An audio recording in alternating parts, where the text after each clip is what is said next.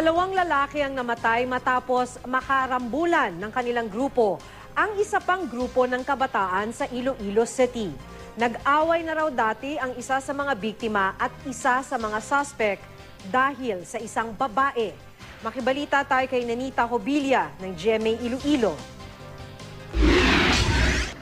Nagkagulo ang dalawang grupo ng kabataan sa barangay San Nicolas, Iloilo City. Patay sa insidente ang college student na kinilalang si John Ray Racaza, 19 anyos. Patay rin ang boardmate niyang si Rainier Castillo na kasama niya noon. Ayon sa pulisya, pauwi na sa kanilang boarding house sina Racaza at kanyang boardmate nang lapitan sila ng isang grupo ng mga lalaki. Inalok daw ng mga lalaki sina Castillo na maglaro pero hindi naman tinukoy ng mga ito kung anong klaseng laro.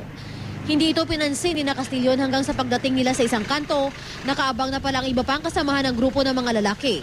Doon na ginulpi si Racaza. Oo, nagrambol pa kami. Amo to? Oo, dumugay kami. Pag amba ko, ginboto ko pa kayo ng ang upo naman ng babae nga. Atras na kay base, mas babunaan ka pa. Dinala sa Iloilo Mission Hospital sina Castillo at Racaza pero idineklarang dead on arrival. Nakitaan sila ng saksak sa iba't ibang bahagi ng katawan.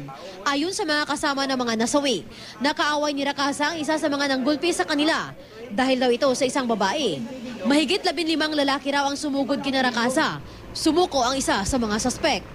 Handa raw siyang tumistigo laban sa mga nanaksak kina Castillo at Racaza. Hustisya ang isinisigaw ng pamilya ng mga biktima. Pinaghahanap pa ngayon ang iba pang sangkot sa insidente.